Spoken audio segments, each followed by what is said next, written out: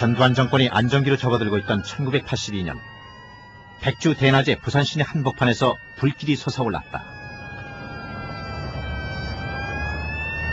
화염에 휩싸인 곳은 영사 업무를 겸하고 있는 미국 문화원이었다. 화재의 원인은 방화였다. 범인은 곧 밝혀졌다. 일군의 대학생들이었다. 소위 혈맹의 나라라고 불리운 미국 공관에 불을 지른 이 사건은 온 나라 안을 충격의 도가니로 몰아넣었다.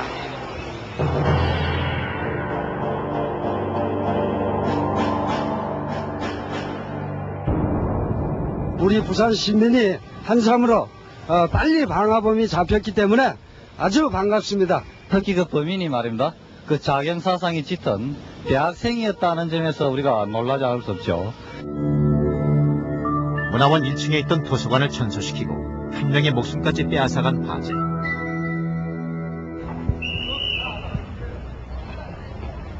그런데 이 무모한 범죄의 한가운데에는 누구보다 폭력을 미워해야 할 신학대학생과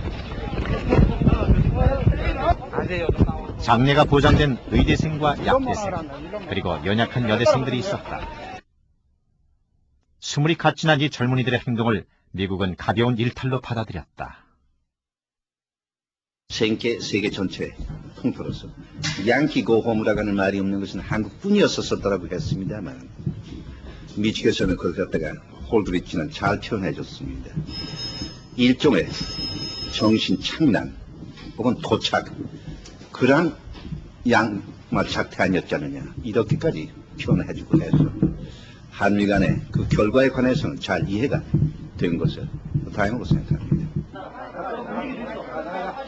그들은 명백한 범죄자였고 정신착란자로까지 비하됐다. 어디에도 그들의 편은 없었다. 잘 차려진 어떤 세트 위에서의 어떤 연극처럼 그 범죄 공간이라고 이름 붙여진 어떤 그 공간 안에서 재현하는 우리들의 모습이 한편으로 서글프고, 그렇지만 거부할 수는 없고. 현장 검증을 거치면서 주변의 시선은 더욱 싸늘해졌다. 직접 불을 지른 것이 4명의 여학생이었다는 사실은 또 한 번 여론을 들끓게 했다. 이들에게는 중형이 선고됐다. 주범급들에게 사형과 무기징역이 떨어진 것이다. 너무 슬펐어요. 제가 형을 어떤 무기징역을 받았기 때문에 슬픈 게 아니라 진실을 인정받지 못하는 이 사회에 내가 살고 있다는 이 자체가 너무 슬퍼서 정말 눈물이 나왔어요, 그때.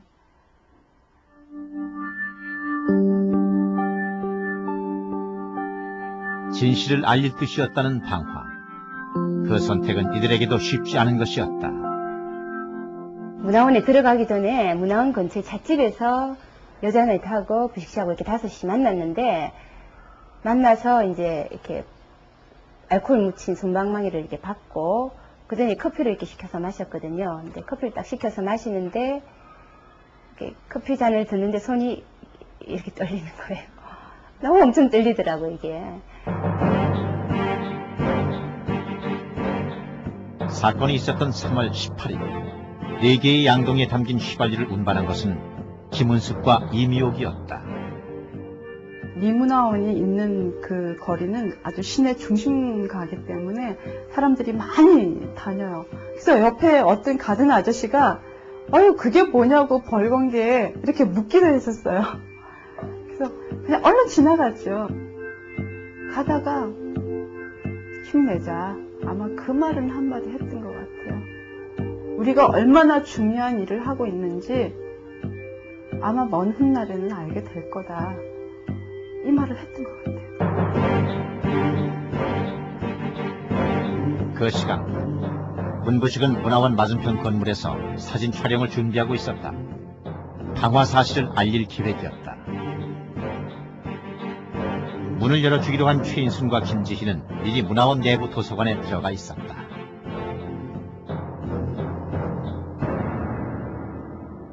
그 안에 들어가서 이렇게 문을 열어주기로 한 사람들이 정시에 안 나왔던 것 같아요. 그래서 상당히 그 앞에 그 김은숙 씨와 이미옥 씨가 접근했다가 이제 당황을 했던 것 같고, 휘발유를 든 두 여학생이 문화원 입구에서 잠시 기다리자 안에 있던 최인순과 김지희가 무거운 유리문을 열어주었다.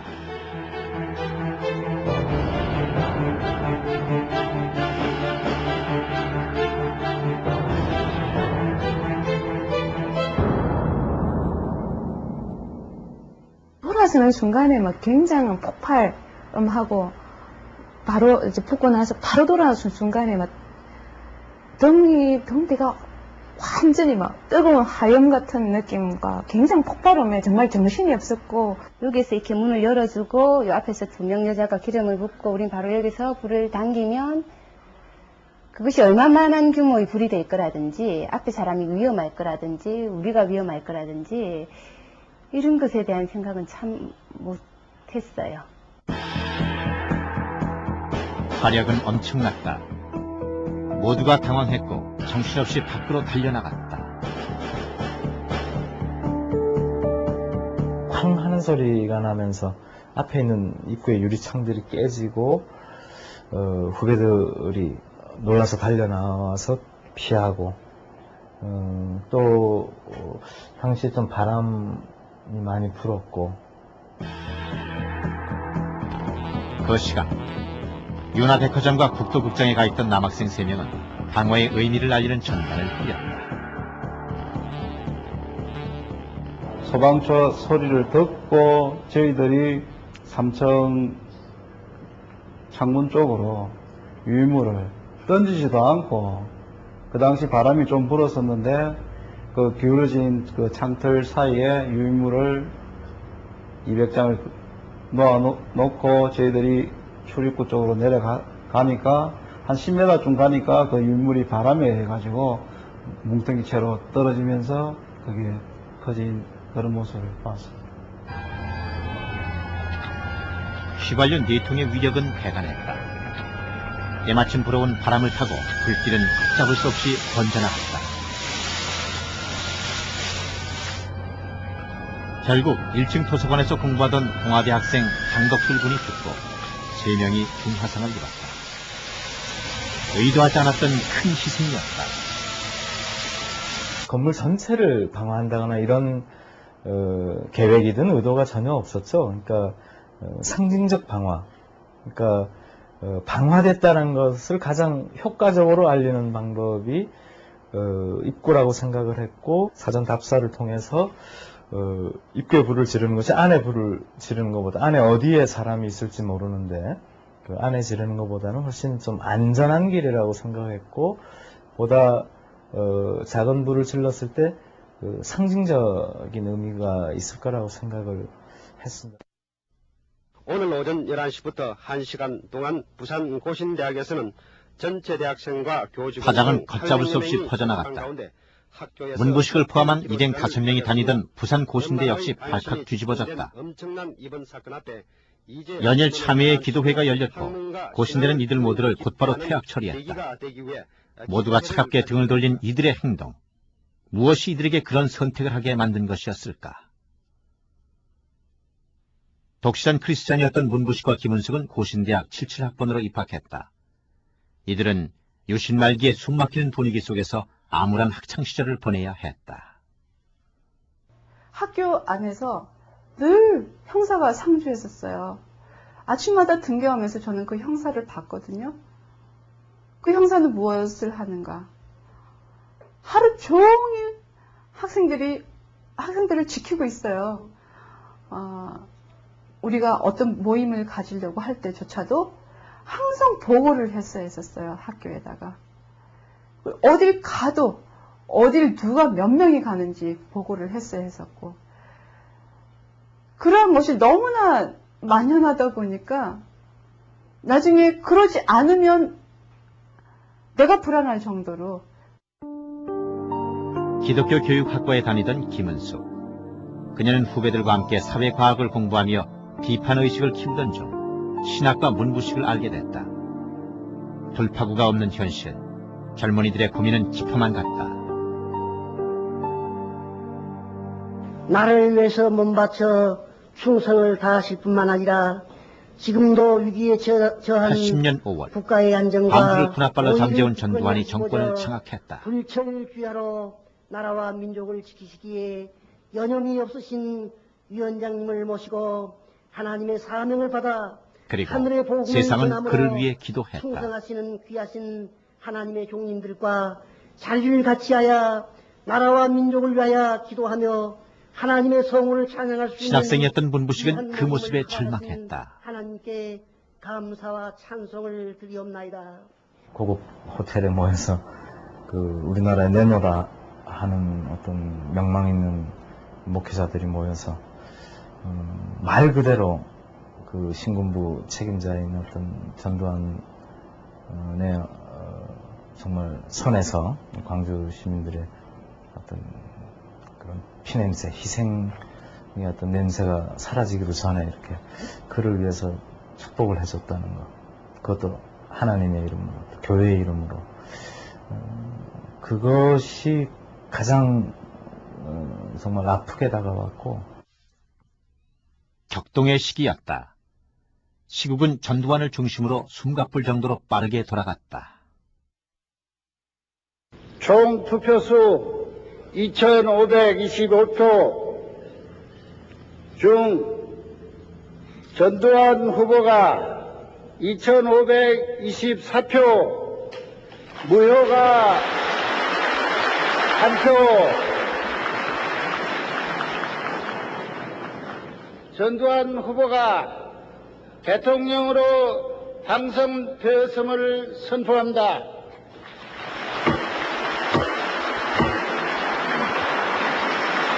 체육관 선거로 당선된 전두환은 80년 11대 대통령으로 취임했다.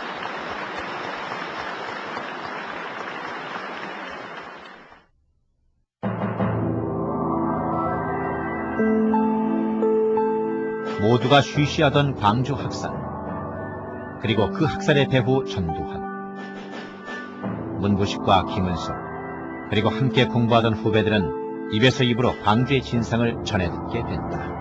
그때 공부를 하는 도중에 광주 항쟁 실제 그 테이프, 녹음 테이프가 있었는데 그 테이프를 같이 들으면서 참 숨죽여 흐느끼던 그런 전율감을 느끼고 그랬던 기억이 생생합니다. 광주가 없었다면 부의강 사건도 없었다고 생각합니다. 얼마 떨어지지도 않은 그 거리에서 나는 그렇게 모르고 지금까지 살아왔을까 라는 죄책감이 늘 부채처럼 남아 있었죠.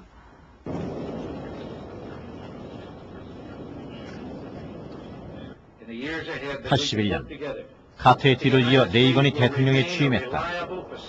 그리고 전두환은 곧바로 미국을 방문했다. 레이건 취임 후 외국 수반으로서는 최초로 공식 초청을 받은 것이다. 레이건은 전두환에게 변함없는 지지를 약속했다. 어떻게 미국이 그 한국 민중을 또 광주 시민들을 학살한 당사자인 전두환을 이렇게 불러서 그 한나라 대통령으로 대접을 하고 하는 모습이 결국에는 광주와 미국, 광주에 대해서 미국이 승인하고 지원한 것을 극명히 드러나는 예다. 민주주의의 영원한 수호자를 표방했던 미국. 그러나 그것이 모든 나라 모든 국민에게 해당되는 것은 아니었다. 광주의 국소리가 채 잦아들기도 전인 80년 8월 한미연합사 사령관이었던 위컴은 이렇게 말했다.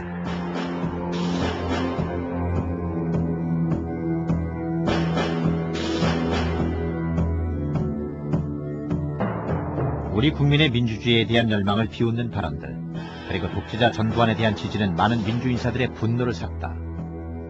광주 사태라든지 또 광주 사태를 통한 미국에 대한 인식들에 대해서 보다 더 좀 더 정확하고 저희는 좀 더 깊이 생각하고 했을 때 이것을 알고 분노하는 선에서만 거쳐서는 안 되겠다. 알려야 되겠다. 우리가 아닌 우리 말고 다른 모르는 국민들에게도 알려야 된다는 그런 생각을 많이 하게 됐고. 근데 우리가 그러면 할 수 있는 일이 뭔가를 고민하기 시작했거든요. 그래가지고 몇 가지 안을 막 마련한 거예요. 화장실에, 공중 화장실에 가서 광주 학살 주범 전두환 물러가라 라든지 이런 걸 그때 우리가 만들었어요. 막 만들어가지고 가는 데마다 우리는 화장실 가면 다방이나 아니면 커피숍이나 어디나 가는 데마다 그런 문구를 가는 데마다 쓰자. 가는 데마다 쓰자. 그래가지고 나중에 심지어는 경찰서 그 화장실까지 가서 썼어요. 낙서, 유인물 살포. 나름대로 방법을 찾던 중 이들은 광주의 진상을 알리는 유인물을 만든 한 인물을 알게 된다. 광주 사태 때문에 전국에 수배된 륵보 작가 김현장이었다. 김현장을 통해 이들은 많은 것을 알게 됐다. 특히 이제 광주와 미국과 관련해서 김현장 씨와의 만남은 뭐 제가 미국에 대한 이해를 보다 구체적으로 가지는데 뭐 결정적인 영향을 저는 줬다고 생각을 합니다. 그 과정에서 80년 12월에 있었던 광주 미문화원 방화 사건도 알게 됐다. 단순한 실화로 알려져 있지만 사실 그것은 미국의 불만을 품은 광주 청년들의 행동이었다. 부산에서 어떤 정말 우리 억압적인 상황을 돌파하는데 그 미국에 대한 문제 제기가 필요하고, 그렇다면 부산 미문화원, 그러니까 광주 미문화원 방화 사건과 같이 부산에서 그런 문제가 제기되는 게 좋겠다는 제안은 김현장 씨가 분명히 먼저 했었고, 또 그런 필요성에 제가 공감하고 서로 의논을 일정하게 했던 건 뭐 사실이고. 내가 볼 땐 지금 미국에 대한 지금 반미국어가 나올 상황이다. 그리고 광주항쟁에 책임을 묻는 거사가 있어야 된다. 그러려면 부산 미문화원 정도를 한번 우리가 건드려보는 게 어떻겠느냐. 방어를 하는 게. 그리고 성명서로서 우리 뜻을 밝히는 게 어떻겠느냐 했을 때 뭐 흔쾌히 뭐 고민해 보겠다고. 계획은 그렇게 세워졌다. 여학생들이 직접 행동을 하겠다고 자청하고 나섰다. 지금 이 현 정권에서 이 얼어붙은 이 전국에서 그야말로 다들 맥을 잃고 다 기운 빠져 있는데 우리 여학생들이 나설 때 많은 사람들이 힘을 얻을 거다. 남학생들은 유인물을 뿌리기로 했다. 방화라는 방법에 대해 이견이 없었던 건 아니지만 그렇게라도 진실을 알려야 한다는 절박함에는 모두가 인식을 같이 했다.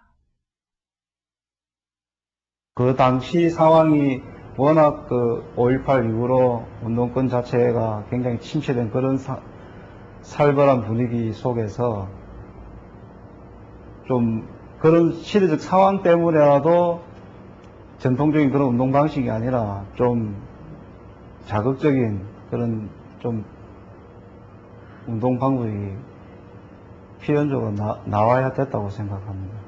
세계라도 알리자.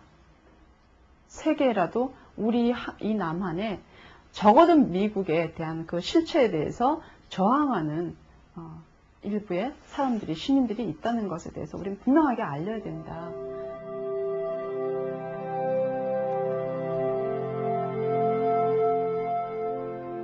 기도했어요. 하나님, 제가 이 하는 일이 어쩌면 이 세상에서 볼 때는 너무나 부도덕하고 폭력적이고 하나님 보시기에도 아름답지 않은 행동일 수 있지만 내가 이 살아온 이 짧은 역사 속에서는 제가 선과 정의를 이야기할 수 있는 방법으로서는 이 방법밖에 없습니다. 저에게 힘을 달라고. 이 가는 길이 100m 정도 되는데 이 가는 길에 제가 주저하지 않고 용감하게 갈 수 있도록 저에게 용기를 주십시오. 이렇게 기도를 했어요. 한국전쟁 이후 반미의 무풍지대였던 한국에서 터져나온 어둠 속의 외침이었다.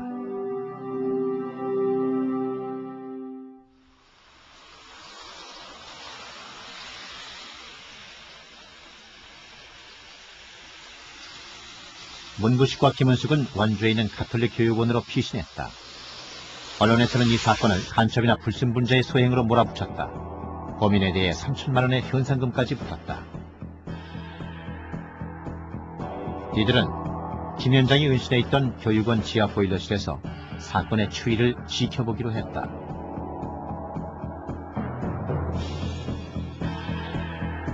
열흘이 조금 지나 후배들이 잡혔다는 소식이 들려왔다.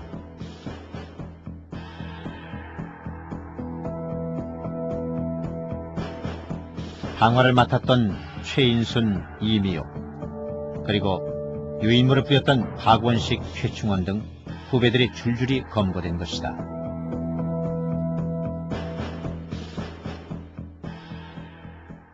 쟤네들 계속 저렇게 두면 어쩌면 정말 죽을지도 모른다라는 생각이 들었어요. 그때가 전두환 정권이잖아요. 산 사람도 그냥 끌려가서도 죽어 나오는 판인데 하물며 이 문화원에 대한 사건으로 인해서 걔네들이 잡혀가서 고문을 받는다는 건 정말 죽을지도 모른다는 생각이 너무나 들었기 때문에 빨리 나라도 가서 내가 빨리 잡혀가 주는 것이 쟤네들이 사는 길이라는 생각이 들었었어요. 그때는 문동의 원칙이고 뭐고가 생각이 사실은 잘 안 들었어요. 그 후배들 살리고 싶다는 생각밖에 안 들어가지고 제가 자수하고 싶다 얘기를 했어요.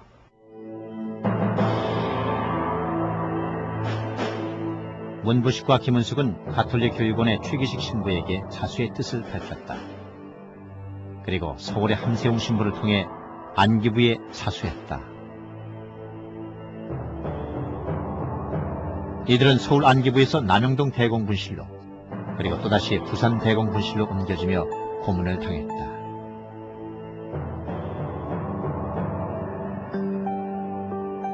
욕을 해요. 이 년이 제일 지독한 년이야 그러더라고요. 누가 들어오면서. 그래서 봤더니 7, 8명 되는 어깨가 딱 벌어진 키도 크고 막 그런 사람들이 저를 이렇게 에워싸요. 그러면서 옷을 벗으라고 얘기하더라고요. 위에 옷도 벗고 다 벗고 아래 옷도 벗고. 그러니까 7, 8명 되는 그 남자들이 다 놀렸어요. 저를요. 세워놓고. 몸매가 어떻다는 등, 뭐가 어떻다는 등. 저는 그때 그냥 죽고 싶었어요.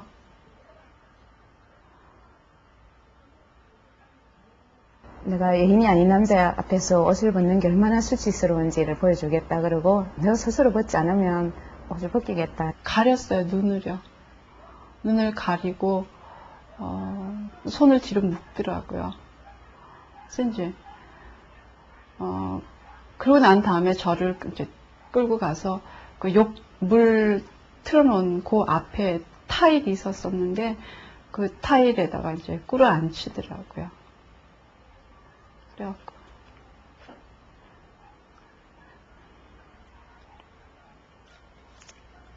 내가 왜 이러지?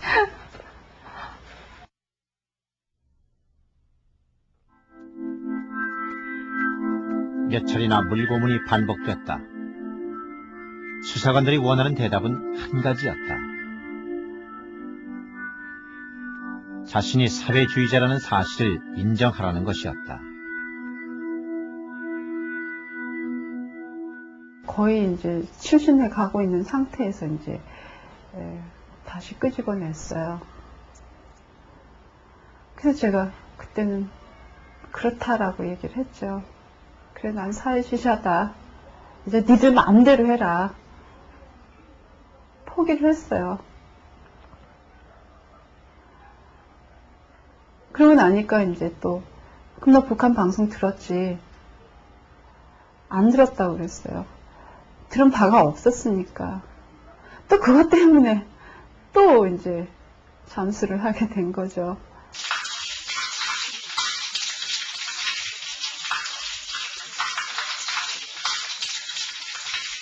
너가 왜 미 문화원에 방화를 했는가? 방화의 동기를 써라라든지 아니면 광주에 대한 어떤 너의 생각을 쓰라라든지 그런 말은 들어본 바가 없어요.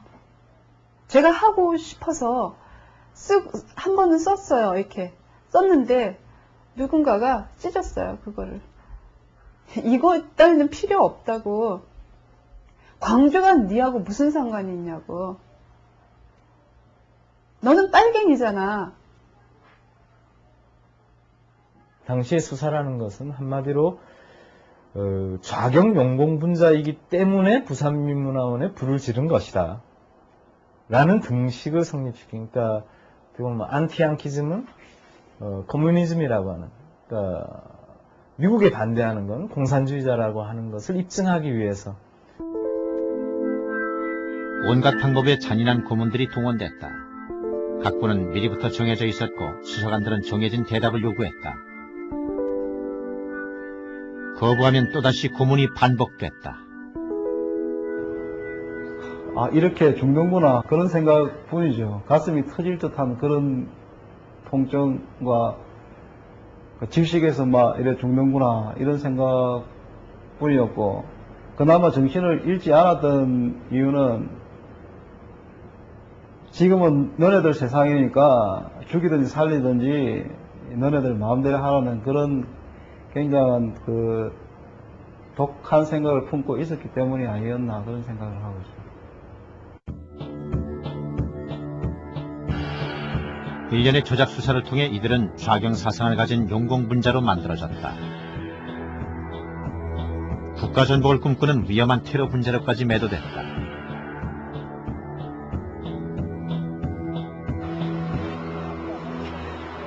그리고 또 한 번의 검거 폭풍이 몰아쳤다.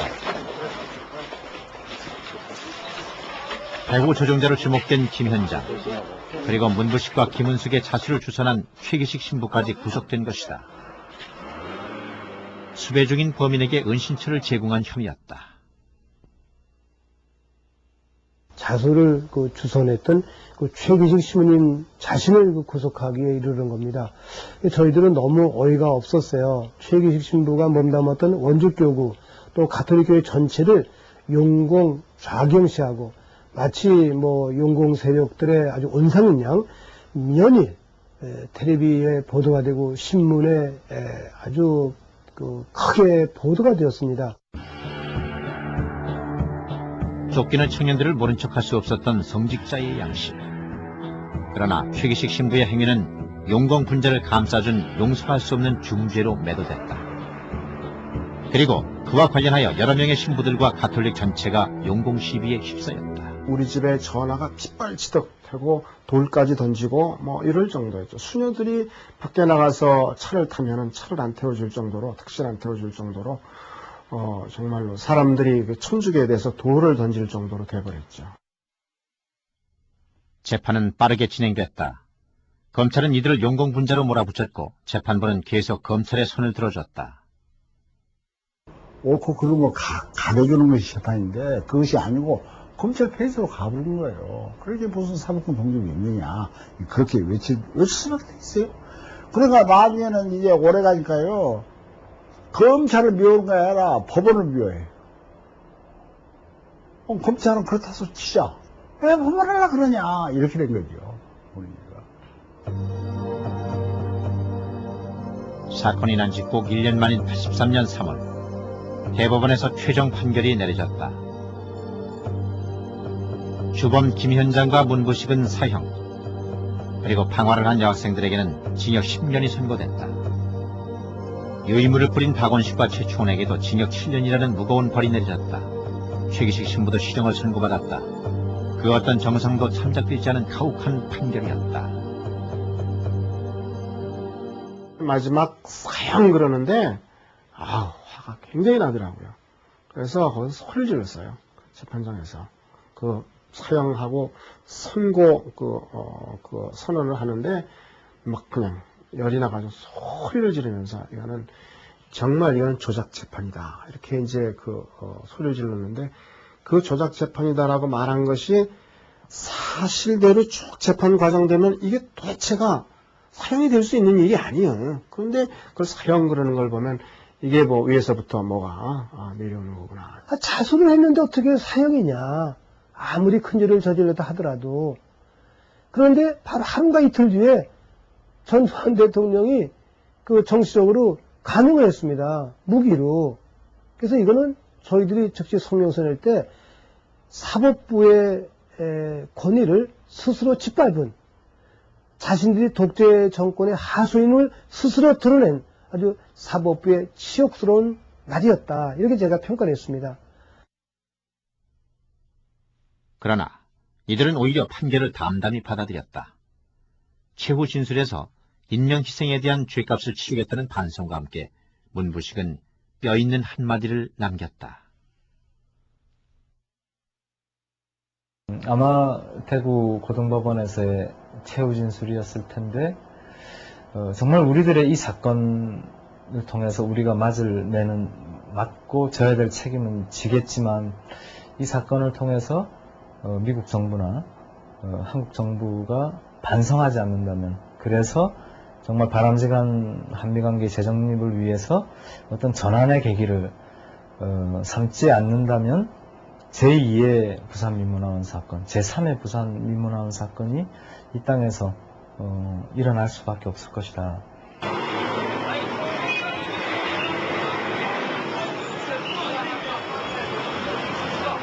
그로부터 3년 후인 85년 5월, 대학생 80여 명이 서울 미문화원을 기습적으로 점거하고 농성에 들어갔다.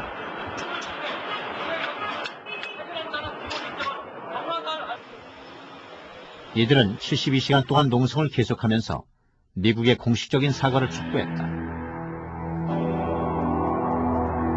광주의 무력 진압에 대한 미국의 책임을 구체적으로 묻기 시작한 것이다.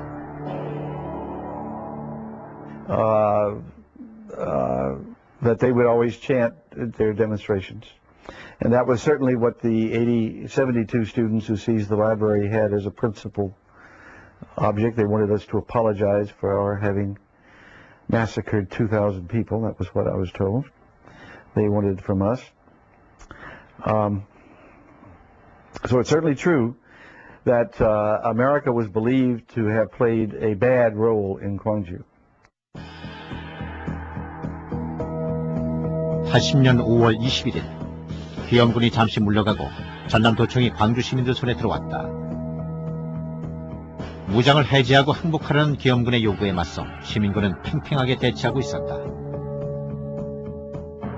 시민과 학생 대표로 구성된 수습위원회는 미국이 이 사태에 중재역을 해주길 바랐다.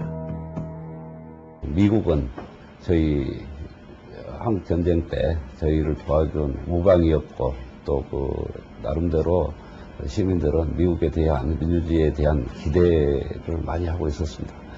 그런데 당시 저희 대변인이었던 윤상원 씨가 외신 기자를 통해서 미국 대사에게 알려서 미국이 저희 시민 운동을 지원해 줄 것을 부탁을 하게 됐습니다. 민주화에 대한 열망을 미국이 모른 척하지 않을 것이라는 기대. 그러나 그것은 순진한 믿음이었다. I refused it as something that I did not have the power to do. For 5 days I had spent my time trying to create, mediate this. I didn't know what I could do in addition to what I had already done for 5 days. So to me it was a quixotic kind of request. I mean, an unrealistic request. 그 즈음 미국 항공모함 코럴시호가 필리핀을 떠나 한국 근해로 이동하고 있다는 사실이 알려졌다.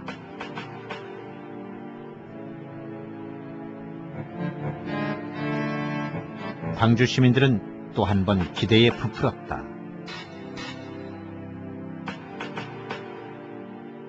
저희들은 그 항공모함이 경사에 일정한 압박을 주고 저희 민주화 운동을 지지해 줄 것을 기대를 하고 있었습니다. The bringing in of a battle group, actually, I don't remember whether it ever arrived, but yes, we did request one.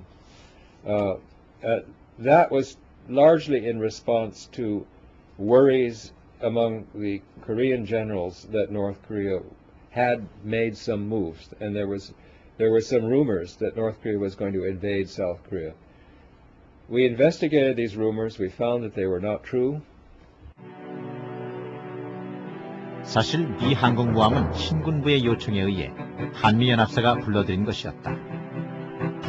한국군의 작전권은 사실상 미군에 속해 있었고 중요한 군부대의 이동과 활동은 한미연합사의 승인 아래 이루어졌다.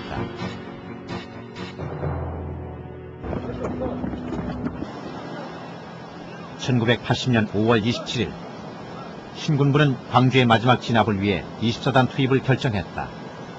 그리고 미국은 그것을 승인했다. The U.S. is responsible because it played a role in the decision-making of the military crackdown. The U.S. did not give the orders for people to kill people in Gwangju, and they were probably as shocked as anybody was that this happened. But the fact is that the United States did give approval for Chun Doo-hwan to use military forces under a joint U.S.-Korean command to be used against Korean Democratic people.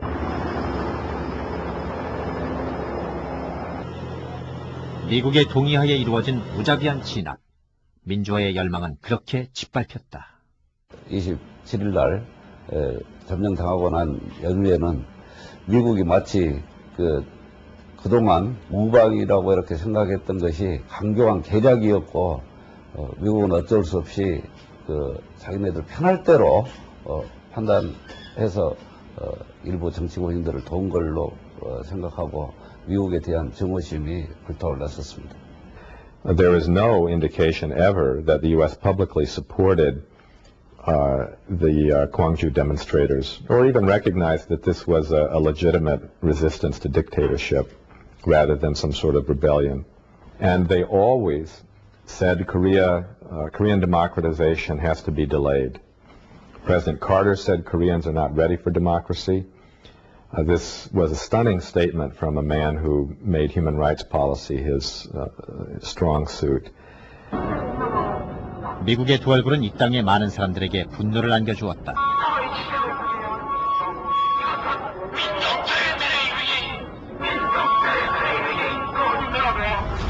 그리고 80년대 후반은 미국 문화원의 순환시대가 됐다.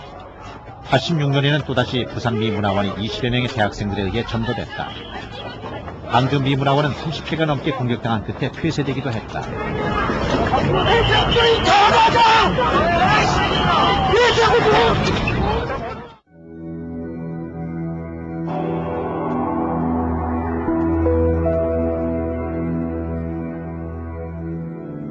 그러나 미국은 광주 문제에 대해 아직도 굳게 입을 다물고 있을 뿐이다.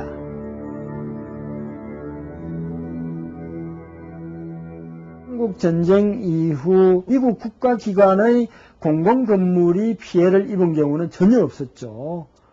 그런 점에서 미국 문화원 방화 사건이라는 것은 한미 관계에서 하나의 핵을 끊는 그런 의미가 있다는 거죠. 민주화와 반독재 투쟁의 걸림돌로서 미국의 실상을 인식을 하고 그 문제를 해결하기 위해서 미국의 공공건물에 방화를 했다는 거죠. 그런 점에서 기존의 미국에 대한 한국 사람들의 일반적인 인식과는 정말 이건 천지 차이의 사고 전환이 이루어진 거죠.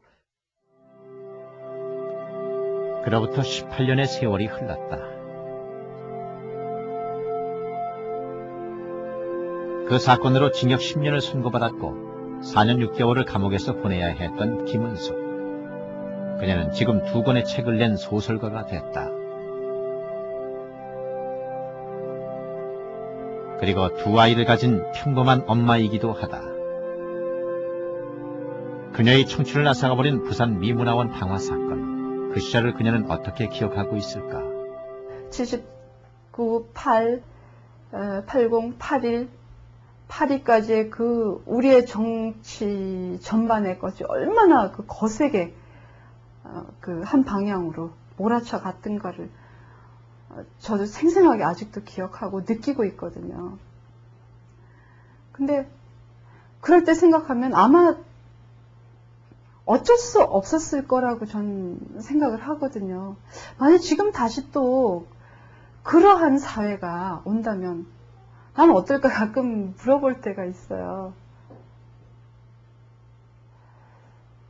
그래서 아직은 별 다른 뾰족한 수가 없었을 거다.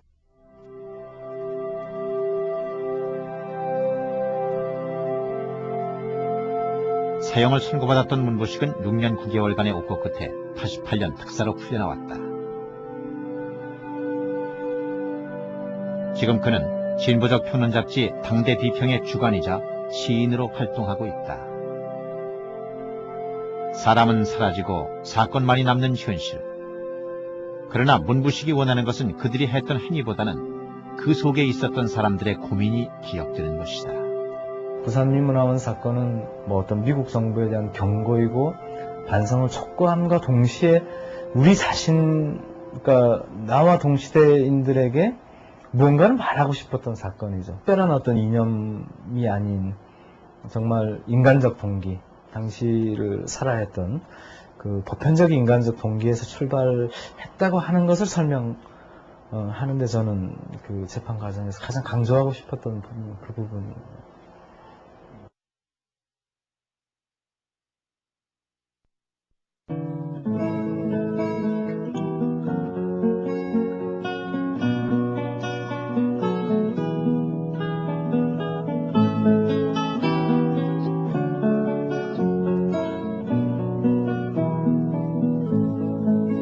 검푸른 바닷가에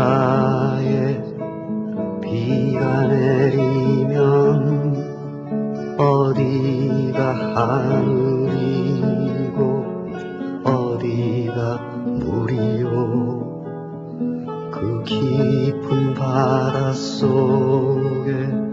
고요히 잠 진실을 말할 수 없는 예외적인 시대에 살았던 이들.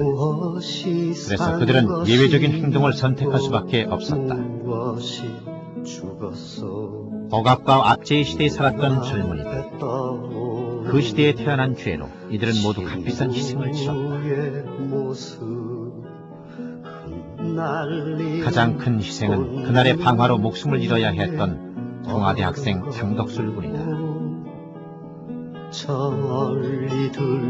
한 청년의 무고한 죽음은 18년이 지난 지금도 이들 모두의 가슴에 무거운 빚으로 남아있다.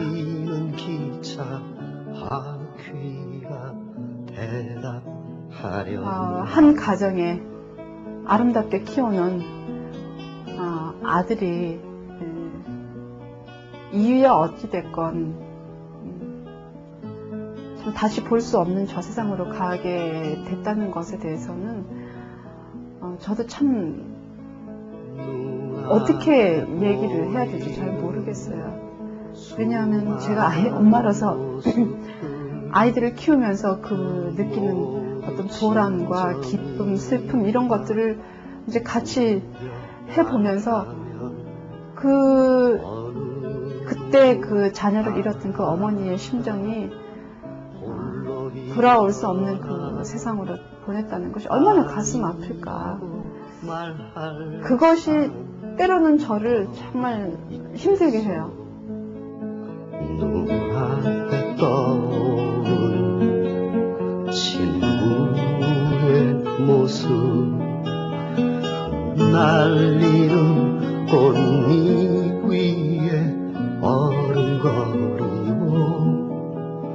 저 멀리 들리는 친구의 음성 달리는 기차 바퀴가 대답하려라.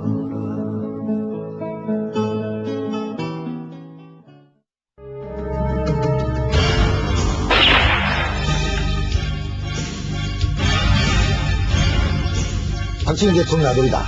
뭐 정일군 씨 아들이다. 박정희 병원실장 아들이다. 이미락 실장 아들이다.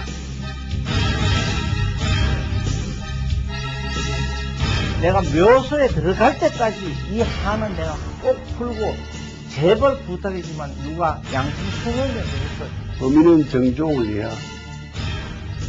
그것만은 내가 확고부동해. 독재정권에 대한 그 경직성이 하나의 그 정의인 사례라는 거죠.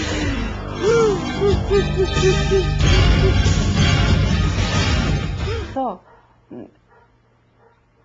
내가 빨리 잡혀가 주는 것이 쟤네들이 사는 길이라는 생각이 들었었어요. 그때는 문동의 원칙이고 뭐고가 생각이 사실은 잘 안 들었어요. 그 후배들 살리고 싶다는 생각밖에 안 들어가지고 제가 자수하고 싶다 얘기를 했어요.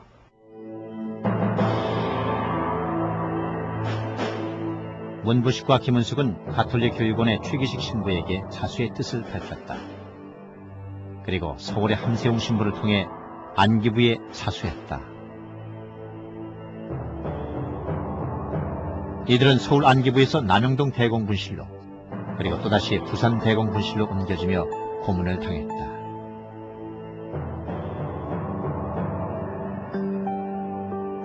욕을 해요. 이 년이 제일 지독한 년이야 그러더라고요. 누가 들어오면서.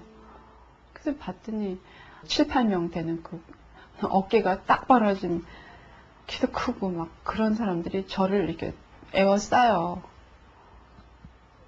그러면서 옷을 벗으라고 얘기하더라고요. 위에 옷도 벗고 다 벗고 아래 옷도 벗고. 그러니까 7, 8명 되는 그 남자들이 다 놀렸어요, 저를요. 세워놓고. 몸매가 어떻다는 등, 뭐가 어떻다는 등.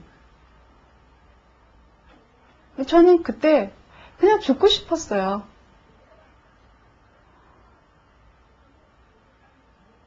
내가 여인이 아닌 남자 앞에서 옷을 벗는 게 얼마나 수치스러운지를 보여주겠다 그러고 내가 스스로 벗지 않으면 옷을 벗기겠다. 가렸어요, 눈을요. 눈을 가리고 손을 뒤로 묶더라고요. 그래서 이제 그러고 난 다음에 저를 이제 끌고 가서 물 틀어놓은 그 앞에 타일이 있었었는데 그 타일에다가 이제 꿇어 앉히더라고요. 그래갖고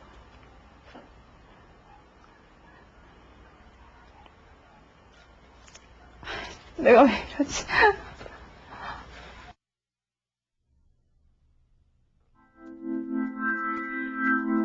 몇 차례나 물고문이 반복됐다. 수사관들이 원하는 대답은 한 가지였다.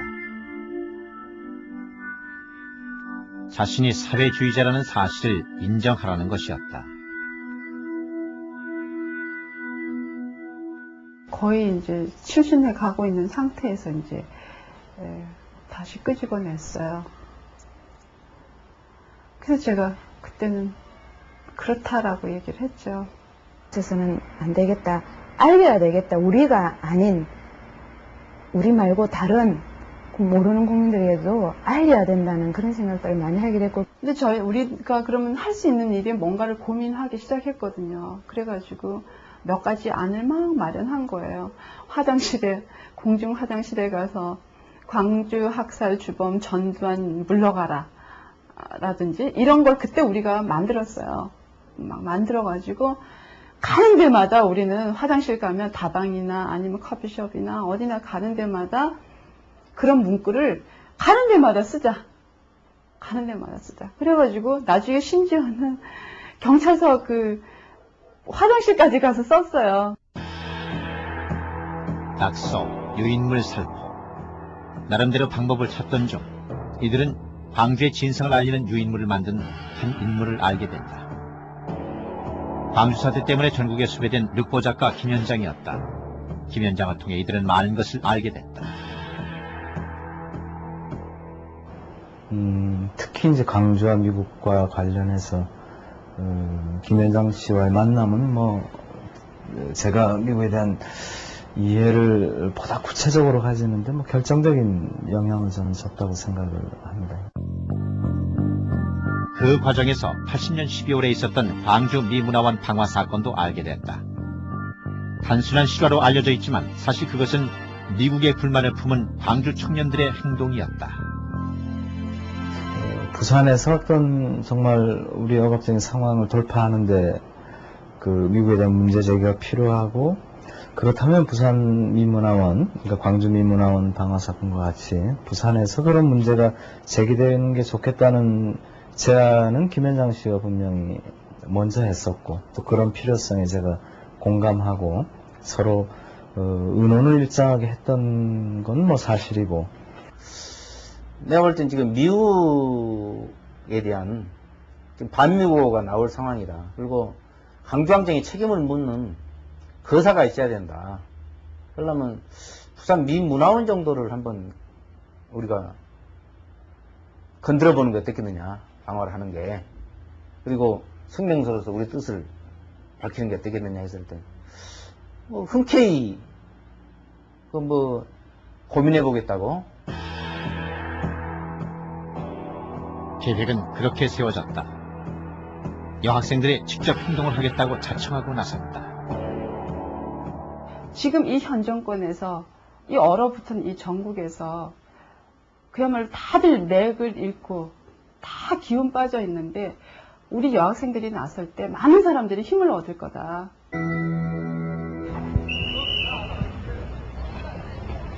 그런데 이 무모한 범죄의 한가운데에는 누구보다 폭력을 미워해야 할 신학대학생과 장래가 보장된 의대생과 약대생, 그리고 연약한 여대생들이 있었다. 스물이 갓 지난 이 젊은이들의 행동을 미국은 가벼운 일탈로 받아들였다. 세계 전체 통틀어서 양키 고호무라가는 말이 없는 것은 한국뿐이었었다라고 했습니다만 미국에서는 그걸 갖다가 홀드리치는 잘 표현해줬습니다. 일종의 정신 착란 혹은 토착, 그러한 양마착태 아니었잖느냐, 이렇게까지 표현해주고 해서 한미 간의 그 결과에 관해서는 잘 이해가 된 것을 다행으로 생각합니다. 그들은 명백한 범죄자였고 정신착란자로까지 비하됐다. 어디에도 그들의 편은 없었다.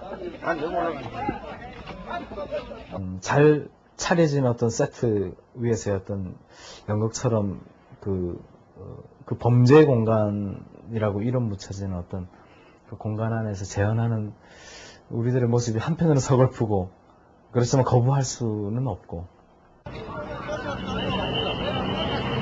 현장 검증을 거치면서 기대는 시선은 더욱 싸늘해졌다. 직접 불을 지른 것이 4명의 여학생이었다는 사실은 또 한 번 여론을 들끓게 했다. 이들에게는 중형이 선고됐다.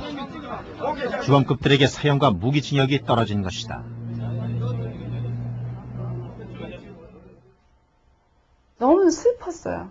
제가 형을 어떤 무기징역을 받았기 때문에 슬픈 게 아니라 진실을 인정받지 못하는 이 사회에 내가 살고 있다는 이 자체가 너무 슬퍼서 정말 눈물이 나왔어요, 그때.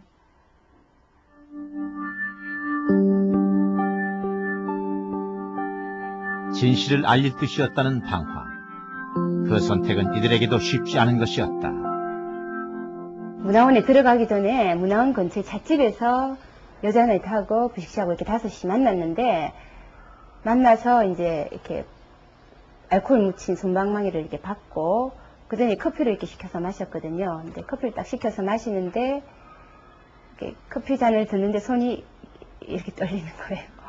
너무 엄청 떨리더라고, 이게. 사건이 있었던 3월 18일, 4개의 양동이에 담긴 휘발유를 운반한 것은 김은숙과 이미옥이었다. 미문화원이 있는 그 거리는 아주 시내 중심가이기 때문에 사람들이 많이 한편으로 서글프고 그렇지만 거부할 수는 없고. 현장 검증을 거치면서 기대는 시선은 더욱 싸늘해졌다. 직접 불을 지른 것이 4명의 여학생이었다는 사실은 또 한 번 여론을 들끓게 했다. 이들에게는 중형이 선고됐다. 주범급들에게 사형과 무기징역이 떨어진 것이다. 너무 슬펐어요. 제가 형을 어떤 무기징역을 받았기 때문에 슬픈 게 아니라 진실을 인정받지 못하는 이 사회에 내가 살고 있다는 이 자체가 너무 슬퍼서 정말 눈물이 나왔어요, 그때.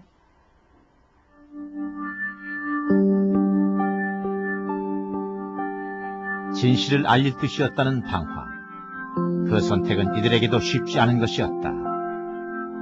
문화원에 들어가기 전에 문화원 근처 찻집에서 여자 나이트하고 부식씨하고 이렇게 5시 만났는데, 만나서 이제 이렇게 알코올 묻힌 솜방망이를 이렇게 받고, 그 전에 커피를 이렇게 시켜서 마셨거든요. 근데 커피를 딱 시켜서 마시는데, 이렇게 커피 잔을 드는데 손이 이렇게 떨리는 거예요.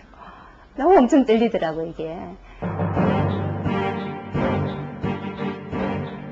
사건이 있었던 3월 18일, 4개의 양동이에 담긴 휘발유를 운반한 것은 김은숙과 이미옥이었다. 미문화원이 있는 그 거리는 아주 시내 중심가이기 때문에 사람들이 많이 다녀요. 그래서 옆에 어떤 가든 아저씨가 아유 그게 뭐냐고 벌건게 이렇게 묻기도 했었어요. 그래서 그냥 얼른 지나갔죠. 가다가 힘내자. 아마 그 말은 한마디 했던 것 같아요. 우리가 얼마나 중요한 일을 하고 있는지 아마 먼 훗날에는 알게 될 거다. 이 말을 했던 것 같아요. 그 시간 문부식은 문화원 맞은편 건물에서 사진 촬영을 준비하고 있었다. 방화 사실을 알릴 기획이었다. 문을 열어주기로 한 최인순과 김지희는 미리 문화원 내부 도서관에 들어가 있었다.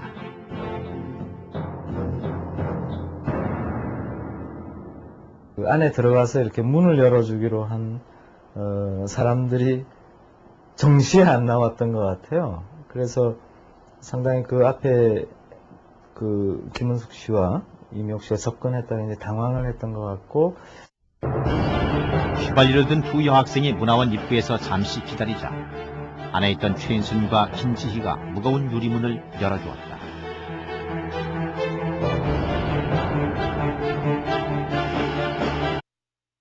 아마 대구 고등법원에서의 최후 진술이었을 텐데, 정말 우리들의 이 사건을 통해서 우리가 맞고 져야 될 책임은 지겠지만, 이 사건을 통해서 미국 정부나 한국 정부가 반성하지 않는다면, 그래서 정말 바람직한 한미관계 재정립을 위해서 어떤 전환의 계기를 삼지 않는다면 제2의 부산미문화원 사건, 제3의 부산미문화원 사건이 이 땅에서 일어날 수밖에 없을 것이다.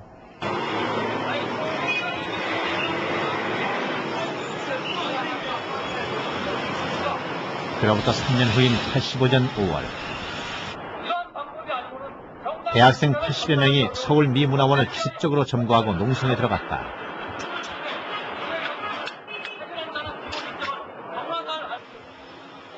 이들은 72시간 동안 농성을 계속하면서 미국의 공식적인 사과를 촉구했다. 방주의 무력 진압에 대한 미국의 책임을 구체적으로 묻기 시작한 것이다.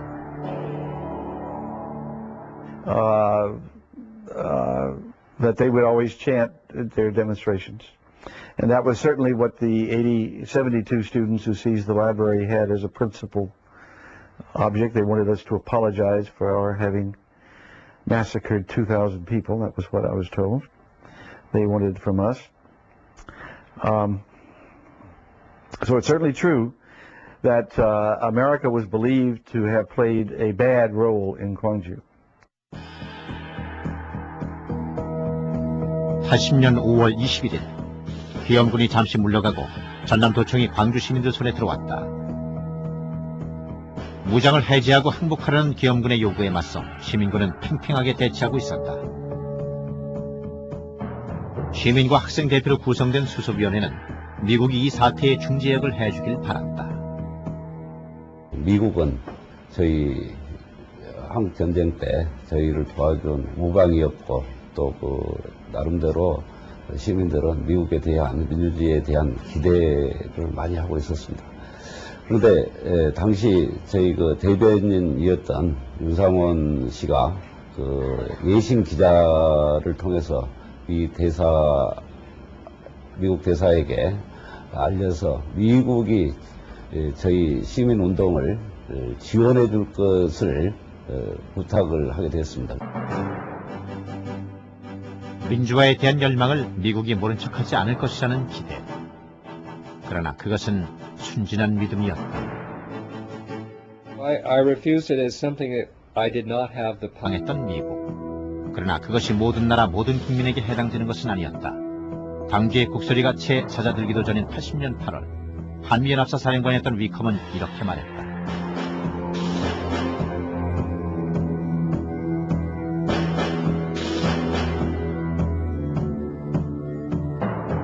우리 국민의 민주주의에 대한 열망을 비웃는 발언들, 그리고 독재자 전두환에 대한 지지는 많은 민주인사들의 분노를 샀다.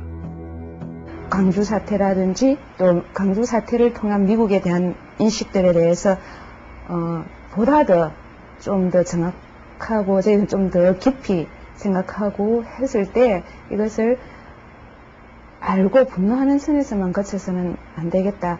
알려야 되겠다. 우리가 아닌 우리 말고 다른 모르는 국민들에게도 알려야 된다는 그런 생각들을 많이 하게 됐고. 근데 우리가 그러면 할 수 있는 일이 뭔가를 고민하기 시작했거든요. 그래가지고 몇 가지 안을 막 마련한 거예요. 공중 화장실에 가서 광주 학살 주범 전두환 물러가라 라든지 이런 걸 그때 우리가 만들었어요. 막 만들어가지고 가는 데마다 우리는 화장실 가면 다방이나 아니면 커피숍이나 어디나 가는 데마다 그런 문구를 가는 데마다 쓰자. 가는 데마다 쓰자. 그래가지고 나중에 심지어는 경찰서 화장실까지 가서 썼어요. 낙서, 유인물 살포. 나름대로 방법을 찾던 중 이들은 광주의 진상을 알리는 유인물을 만든 한 인물을 알게 된다. 광주 사태 때문에 전국에 수배된 륵보 작가 김현장이었다. 김현장을 통해 이들은 많은 것을 알게 됐다.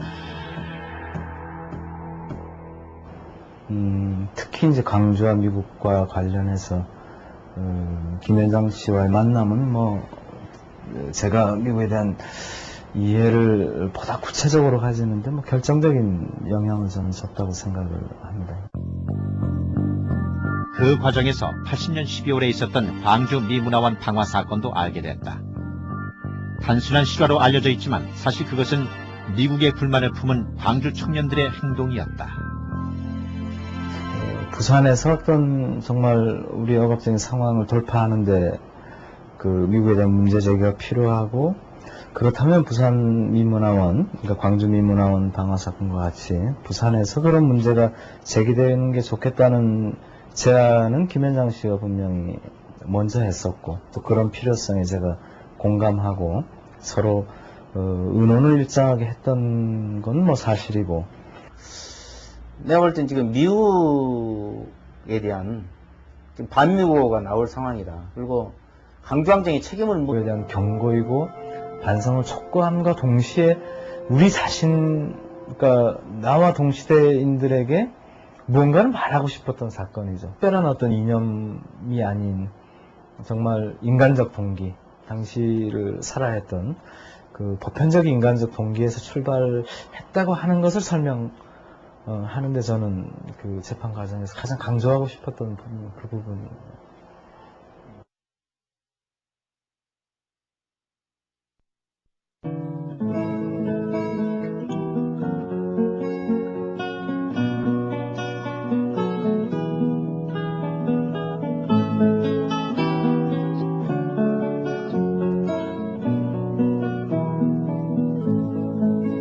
검푸른 바닷가에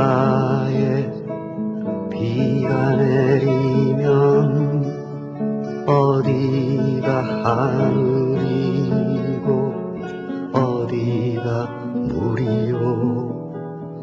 그 깊은 바닷속에 고요히 잠 진실을 말할 수 없는 예외적인 시대에 살았던 이들. 그래서 그들은 예외적인 행동을 선택할 수밖에 없었다. 억압과 압제의 시대에 살았던 젊은이들. 그 시대에 태어난 죄로 이들은 모두 값비싼 희생을 치렀다. 가장 큰 희생은 그날의 방화로 목숨을 잃어야 했던 동아대 학생 장덕술 군이다. 한 청년의 무고한 죽음은 18년이 지난 지금도 이들 모두의 가슴에 무거운 빚으로 남아있다. 바퀴가 대답하려 한 가정에 아름답게 키우는 아들이 이유야 어찌됐건 참 다시 볼 수 없는 저 세상으로 가게 됐다는 것에 대해서는 저도 참 어떻게 얘기를 해야 될지 잘 모르겠어요. 왜냐하면 제가 엄마라서 아이들을 키우면서 그 느끼는 어떤 보람과 기쁨, 슬픔 이런 것들을 이제 같이 해보면서 그때 그 자녀를 잃었던 그 어머니의 심정이 돌아올 수 없는 그 세상으로 보냈다는 것이 얼마나 가슴 아플까. 그것이 때로는 저를 정말 힘들게 해요. 눈앞에 떠오른 친구의 모습 하지 않을 막 마련한 거예요. 화장실에 공중 화장실에 가서 광주 학살 주범 전두환 물러가라 라든지 이런 걸 그때 우리가 만들었어요. 막 만들어가지고 가는 데마다 우리는 화장실 가면 다방이나 아니면 커피숍이나 어디나 가는 데마다 그런 문구를 가는 데마다 쓰자.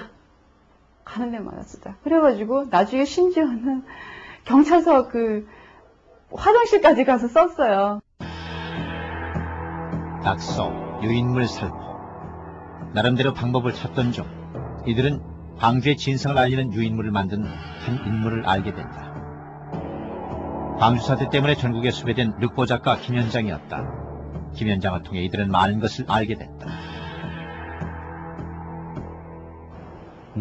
특히 이제 광주와 미국과 관련해서 김현장 씨와의 만남은 제가 미국에 대한 이해를 보다 구체적으로 가지는데 결정적인 영향을 저는 줬다고 생각을 합니다. 그 과정에서 80년 12월에 있었던 광주 미문화원 방화 사건도 알게 됐다. 단순한 실화로 알려져 있지만 사실 그것은 미국의 불만을 품은 광주 청년들의 행동이었다. 부산에서 어떤 정말 우리 억압적인 상황을 돌파하는데 그 미국에 대한 문제 제기가 필요하고, 그렇다면 부산 미문화원, 그러니까 광주 미문화원 방화 사건과 같이 부산에서 그런 문제가 제기되는 게 좋겠다는 제안은 김현장 씨가 분명히 먼저 했었고, 또 그런 필요성에 제가 공감하고 서로 의논을 일정하게 했던 건 사실이고. 내가 볼 땐 지금 미국에 대한 지금 반미국어가 나올 상황이다. 그리고 광주항쟁에 책임을 묻는 거사가 있어야 된다. 그러려면 부산 미문화원 정도를 한번 우리가 건드려보는 게 어떻겠느냐. 방어를 하는 게. 그리고 성명서로서 우리 뜻을 밝히는 게 어떻겠느냐 했을 때 흔쾌히 고민해 보겠다고. 계획은 그렇게 세워졌다. 여학생들이 직접 행동을 하겠다고 자청하고 나섰다. 지금 이 현 정권에서 이 얼어붙은 이 전국에서 그야말로 다들 맥을 잃고 다 기운 빠져 있는데 우리 여학생들이 나설 때 많은 사람들이 힘을 얻을 거다. 남학생들은 유인물을 뿌리기로 했다. 방화라는 방법에 대해 이견이 없었던 건 아니지만 그렇게라도 진실을 알려야 한다는 절박함에는 모두가 인식을 같이 했다.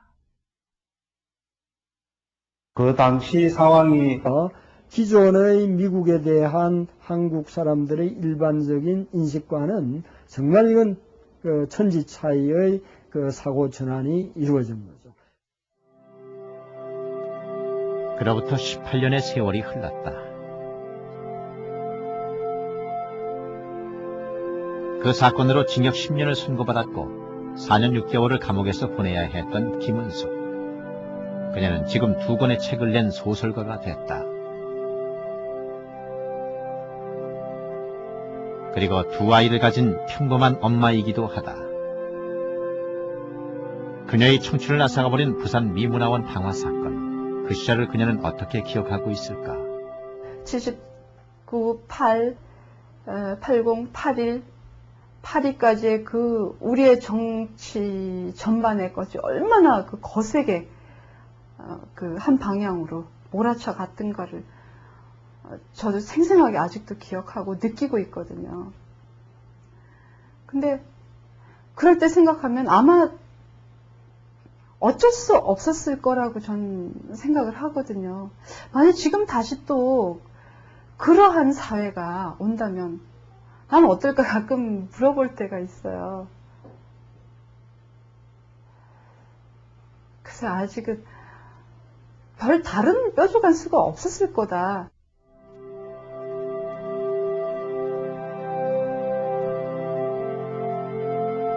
사형을 선고받았던 문부식은 6년 9개월간의 옥고 끝에 88년 특사로 풀려나왔다. 지금 그는 진보적 평론 잡지 당대 비평의 주간이자 시인으로 활동하고 있다. 사람은 사라지고 사건만이 남는 현실. 그러나 문부식이 원하는 것은 그들이 했던 행위보다는 그 속에 있었던 사람들의 고민이 기억되는 것이다. 부산인문화원 사건은 뭐 어떤 미국 정부에 대한 경고이고 반성을 촉구함과 동시에 우리 자신, 그러니까 나와 동시대인들에게 무언가를 말하고 싶었던 사건이죠. 특별한 어떤 이념이 아닌 정말 인간적 동기, 당시를 살아했던 그 보편적인 인간적 동기에서 출발했다고 하는 것을 설명하는데 저는 그 재판 과정에서 가장 강조하고 싶었던 부분, 그 부분입니다.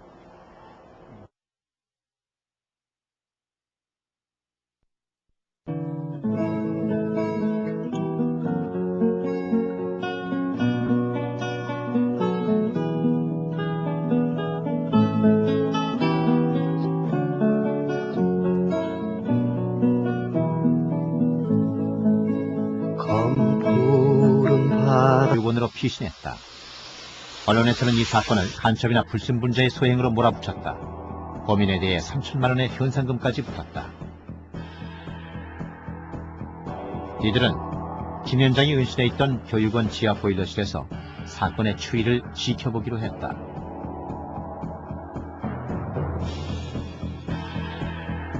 열흘이 조금 지나 후배들이 잡혔다는 소식이 들려왔다.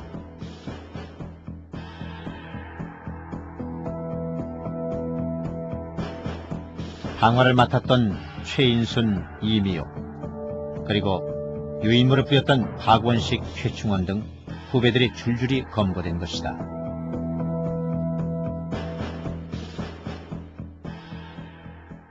쟤네들 계속 저렇게 두면 어쩌면 정말 죽을지도 모른다라는 생각이 들었어요. 그때가 전두환 정권이잖아요. 산 사람도 그냥 끌려가서도 죽어 나오는 판인데 하물며 이 문화원에 대한 사건으로 인해서 걔네들이 잡혀가서 고문을 받는다는 건 정말 죽을지도 모른다는 생각이 너무나 들었기 때문에 빨리 나라도 가서 내가 빨리 잡혀가 주는 것이 쟤네들이 사는 길이라는 생각이 들었었어요. 그때는 운동의 원칙이고 뭐고가 생각이 사실은 잘 안 들었어요. 그 후배들 살리고 싶다는 생각밖에 안 들어가지고 제가 자수하고 싶다 얘기를 했어요.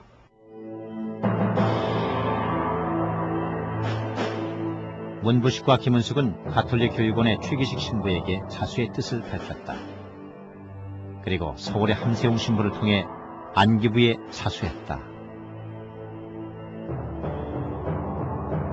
이들은 서울 안기부에서 남영동 대공분실로 그리고 또다시 부산 대공분실로 옮겨지며 고문을 당했다.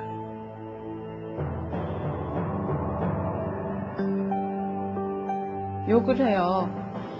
이 년이 제일 지독한 년이야 그러더라고요. 누가 들어오면서.